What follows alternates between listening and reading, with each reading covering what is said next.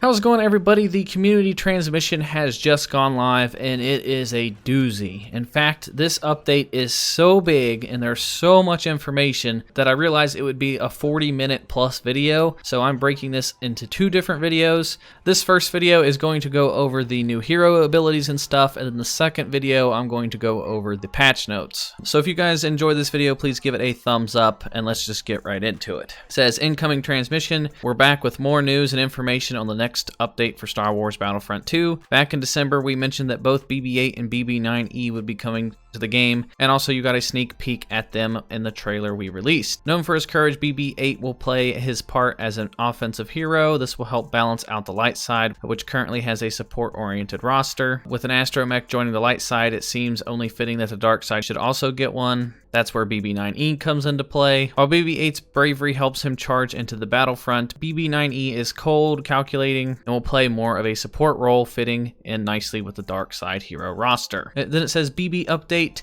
Age of Rebellion. As January comes to a close, our attention turns to February, and with it, the confirmation that we will return to the original trilogy and the Age of the Rebellion. This includes bringing specific planets to both co-op and later on Supremacy. We know that many of you have been requesting this, and we're incredibly excited at the prospect of playing as Luke, Leia, Darth Vader, and more through both co-op and Supremacy. With the arrival of the original trilogy, we will make a name change. Capital Supremacy will simply be known as Supremacy. We're renaming this game mode to encompass all eras, as the upcoming original trilogy variant will be fought exclusively on the ground. During development, we looked at the experiences that both the Death Star 2 and Scarif would offer, deciding that the Age of Rebellion would be focused on ground-based combat, which is a better fit for some of the more iconic locations we have available. It's hard to imagine leaving the Death Star to go to a capital ship, let alone having to deal with the shield that surrounds Scarif. But don't worry, it's still the same great Supremacy experience, just focused on ground-based gameplay.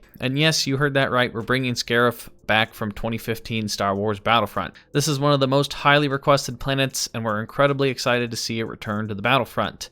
More specifics of our Age of Rebellion content will come in February, but before that arrives, we're just days away from the update. Let's take a look of what's coming on Monday, February 3rd. So that's some pretty huge news. This does confirm that the update is coming out on Monday, so that's awesome. And this confirms what we are getting in the future, which is also huge. I mean, this was kind of predictable. I even predicted in previous videos that I thought that we were going to get Scarif, and it does make sense for lore reasons for them not to have the capital ship phase. Now, that's a little disappointing. I was kind of looking forward to fighting in Star Destroyers and stuff, so that's kind of a letdown, but we'll just have to wait and see how that turns out. So getting into this update, they have all the specifics of BB-8, so let's get right into that. It says if there's one thing BB-8 can do, it's move fast. We've seen him rolling around at great speed through multiple environments in the films, and he'll act the same way in Star Wars Battlefront 2. He will feel fast, able to move in and out of harm's way at speed, while also being able to capture command posts at quicker rate than others. Along with his ability to capture command posts, BB-8 comes with another advantage, his rolling charge ability.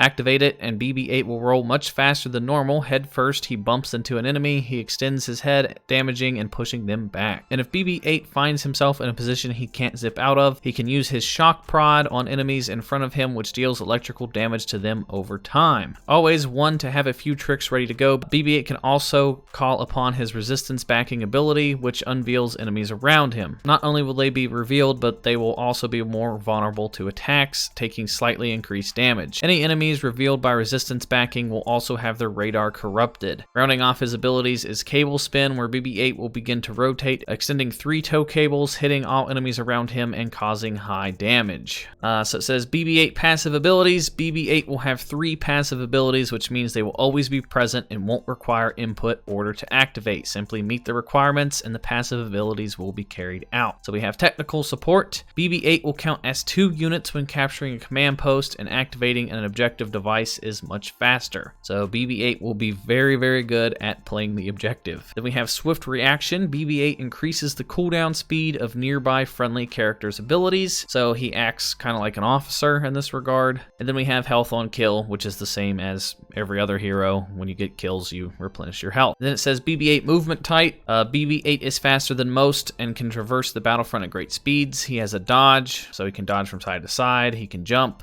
It says he's similar to Force User users in terms of sprinting speed, and then he has a flashlight, ability to turn on and off a flashlight. So that's kind of unique. I think that's cool that he has a flashlight. And then it talks about his star cards. It says self-repairs, BB-8's maximum health regeneration is increased. Spared batteries, every trooper defeated or 200 damage to villains increases the shock prod damage. We have Shielded Roll. BB-8 takes less damage when using Rolling Charge. We have Head First. BB-8 deals more damage when hitting an enemy with Rolling Charge. Spinner. When hitting multiple enemies with Cable Spin, the next cooldown of the ability is reduced. We have Whirlwind. Both the damage and area of effect of Cable Spin is increased. We have Uncover. Enemies revealed by resistance backing will take extra damage from attacks. We have Trusty Droid. When BB-8 defeats an opponent that was revealed by resistance backing, he will heal nearby friendly characters. And then we have Roll Together. The increased cooldown speed of BB-8 is improved. So those are some pretty interesting star cards, and overall it sounds like BB-8 is actually going to be pretty interesting to use. Then we have BB-8's victory poses. He has Sighted, Thumbs Up, Wired Parade, and Cables Out. And then his emotes are Excited, Thumbs Up, Twist, and Angry Beeps. So overall, it sounds like BB-8's going to be pretty cool to use. I'm excited for BB-8, but let's get into BB9-E. It says, the hero BB9-E. Similar to BB-8, BB9-E will have a primary weapon that is centered around his shock prod, which stuns enemies periodically and deals damage over time. BB9-E has a number of abilities based on utility, the first of which is Smokescreen. Upon activation, dense smoke will be emitted from BB9-E through the grids of his body, revealing enemies around him for the duration of the active time. His second utility-based ability is Charge Up, which emits a pulse that places his shock prod and all nearby friendly blasters into super success mode. This will cause friendly units to no longer generate heat on their blasters and will also reduce their ability recharge time. So yet again, this is acting kind of like an officer. Then it says the third ability of BB9E's is Shock Spin. When used, BB9E will spin and release an electric pulse that pushes and damages enemies that are nearby. Any enemies that are further away will have their blasters overheated. And then we get into BB9E's passive abilities. He has technical support. He will also capture objectives faster, just like BB-8. He has back to support. BB9E will periodically regenerate the main health of friendly characters around him. That's very interesting. So he will constantly heal his teammates. Then he has health on kill, and then his movement and everything is the same as BB-8's,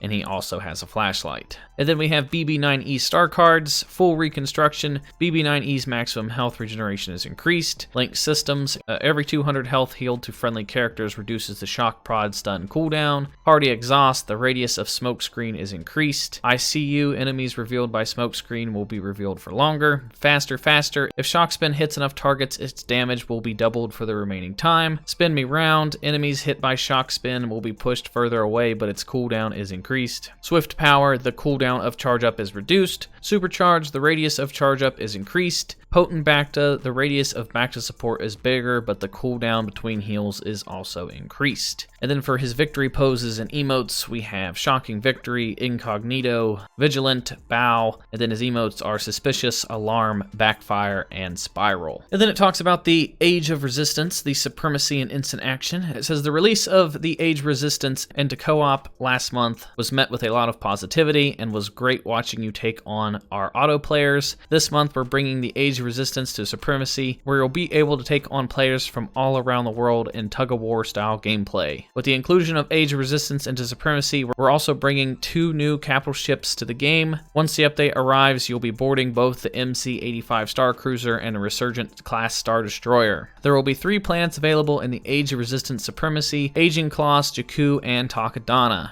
Each of these planets will also be available in instant action, allowing you to play Supremacy experience offline. And then we have auto player improvements. Since their addition to the game, auto players have become some of the most feared opponents across the galaxy. They are receiving some updates this month, and it starts with new auto player reinforcement. Within the next update, auto players will be able to play as droidicas on all planets across all game modes that support them. It wasn't always the best idea to get up close and personal to an auto player, and you want to be even more careful in the future, as auto players and reinforcements will now be able to perform melee attacks. So the AI are getting a lot smarter Kickstarter and this update. And then we have some quality of life changes which are coming to the game. We have hit markers. We created unique hit markers from the attacker's point of view for explosive and melee damage. This will allow you to more clearly see if you're dealing splash damage if you're hitting a target directly. In the case where you hit a target with an explosive bullet, you will see both the normal hit indicator plus the new explosive damage hit indicator. We have also removed an obsolete feature where each hit indicator would turn gray if your absolute amount of damage was below a certain hard threshold. And it says explosive damage reduction. Some game effects can cause you to take less explosive damage from grenades, explosive bullets, and other explosive damage sources. This includes the bodyguard star card and the protective area when in sentry mode. We have now added the same in-game messaging for this that we use for normal damage reduction. This means that when you deal explosive damage to an enemy that takes reduced explosive damage, you will see a red animated shield icon emanate from that hit. To distinguish between explosive damage reduction and normal damage reduction, we have created a unique icon for explosive damage reduction that looks like 4 small dots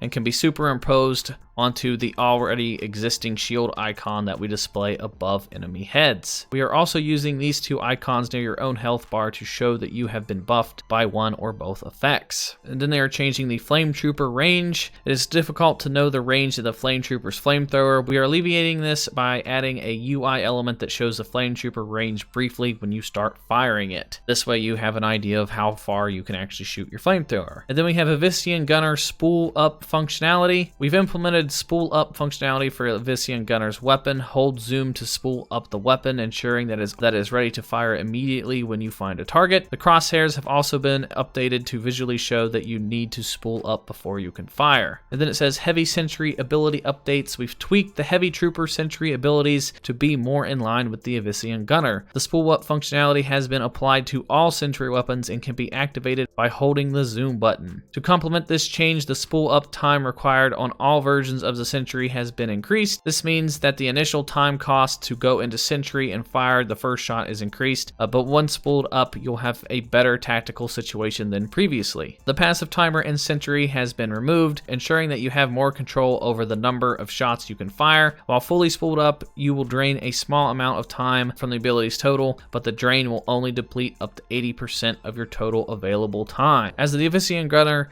you will also have updated the crosshairs to visually show that you need to spool up before you can fire. Whew, so that is a lot of information. So this is a pretty massive update. I'm pretty excited. This is coming out on Monday. It's nice to see that we are for sure getting content coming in February, and they are bringing Capital Supremacy, which is now just called Supremacy, is coming to the original trilogy, and I'm pretty stoked. I cannot wait to check out these new heroes. They sound like they're going to be a lot of fun. And like I said, there's so much information that this isn't even going over the patch notes. That is going to be a second video that I will have up later today, so stay tuned for that. And yeah, that's gonna do it for this video, guys. Like I said, if you guys enjoyed it, please give it a thumbs up. Hit that subscribe button if you are new here to stay updated on all your Battlefront 2 news and information. Be sure to follow me on all social media at Swanee Plays Games. All the links are found in the description down below, and I will talk to you guys in the next video. How convenient to have you all together. You saved me the trouble of hunting you down. The First Order will conquer you all. Soon we will reclaim the galaxy. Perhaps you'll take part.